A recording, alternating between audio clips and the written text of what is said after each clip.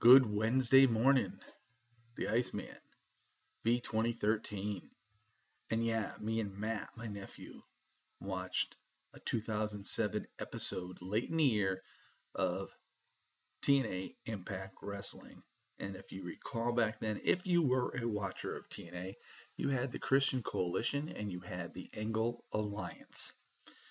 And Kurt Angle wanted the members of the coalition to join his alliance to make it one elite group. Now, Kurt Angle already got AJ over there, and AJ was at the time he was like Bailey. He was a hugger. He was like caught in the middle. He had no uh, decision making whatsoever. He had the mentality of a little kid at the time. It was sort of fun to watch. And they also had Tomko. Everybody remembers Tomko. And Christian had Bobby Roode at the point on his time, but Bobby Roode decided to join the Angle Alliance. And Kurt Angle back at that time had Karen behind him, beside him, at his side. Very slim Karen Angle, dark brunette. But anyway, he confronted Christian, and Christian basically, after Bobby Roode, became a traitor to Christian and joined the alliance, Christian was the last to go. But Christian told Kurt, he goes, the only way I'll join this alliance if I'm the leader. Kurt lifted up his shades. Next thing you know, they were shaking hands. Awesome, awesome segment. It really was. We also saw some X Division stuff. Now, this was around the time when everybody got their briefcases, and that was some fun times then too, because we had Jim Cornette, we had Matt Morgan as his assistant, and I remember Jim Cornette telling Matt Morgan to keep an eye on those briefcases.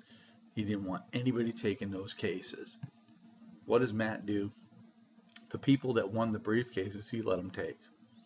It was sort of interesting.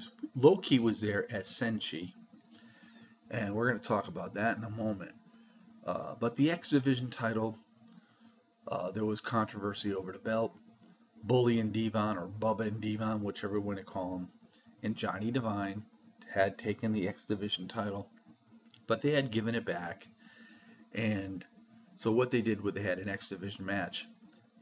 Obviously it was hung above the ring.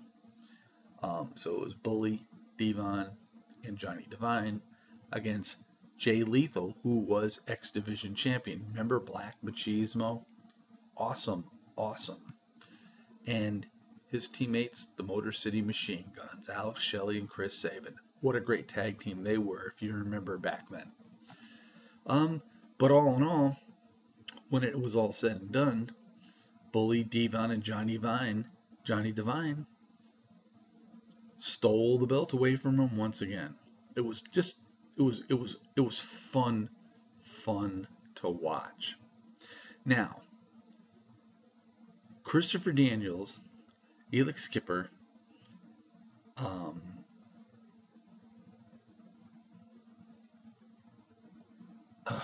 God, I just had a brain fart. Daniels, Skipper, and yes, Senshi, who was Loki. Now, he had the briefcase, and so Christopher Daniels wanted to get the briefcase away from Senshi, and Senshi said, basically no. And they were a family at that time.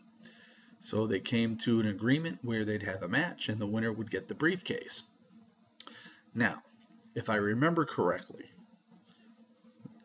Daniels did win this match, but I haven't seen the following week yet. I'll watch it tonight. But if I remember correctly, that was the briefcase where you got fired. And that was the next week was the night that Christopher Daniels lost his job at TNA. And then, of course, we all know he came back as Curryman. So, yeah, there was just a lot of real good stuff. Gail Kim had a match with ODB. Awesome Kong came out. The Beautiful People came out. A very young Angelina Love, I guess young, and Velvet Sky to the aid of Gail Kim. But all in all, it was a great show. Um, if if you seriously, if you never saw TNA back in around 2007, you're missing out. And I've said this so many times before. That era of TNA could overtake the present day WWE. I know I'll get a lot of heat for this, but I truly, truly believe this. TNA was really strong back then, and Kurt Angle, he was dominating. He was dominating in TNA, and you had Christian still there. I think Christian stayed for maybe another half a year before he ended up going back to the WWE. But these were good times in TNA. Kevin Nash was there. Scott Steiner was there. There was just a lot of good stuff going on. And we really enjoyed watching that last night. So I said to Matt, I says, we got another night. Why don't we watch, the following week? He said, yeah. He says, okay, not a problem. So we're going to do that tonight. And after TNA was over with, after we watched that, I watched the rest of SmackDown. And I guess we saw some pretty good stuff with Kevin Owens and Shinsuke Nakamura. And Owens getting beat once again. But then Baron Corbin comes out and destroys Nakamura. So what is the WWE planning? We also saw the return of Lana. But anyway, I had a really good night last night watching some really good episodes of TNA Impact Wrestling. And it just brings back so many good memories. And for those skeptics that are only WWE fans, if you don't watch it, don't knock it. But if you are to watch it, go back to those times. Check some of those times out. Don West and Mike Tenay were on commentary, and Mike Tenay was very vibrant on the mic. He was very, very good. He was into it, much like Jim Ross. And Don West, what can I say about Don West? I've always liked Don West. He's had that unique voice, the unique character, and he was very colorful. So it's not like it is today. So anyway, check it out if you get an opportunity. Check out the Angle Alliance. Check out the Christian Coalition. Check out what AJ Styles did back in those days, because AJ Styles, you look at him back then and then you look at him today, it's like totally two different people. But it was fun times, at least for me. So on that note, we'll see you all next time. This is the Iceman here, and it's Wednesday. Peace out, everybody.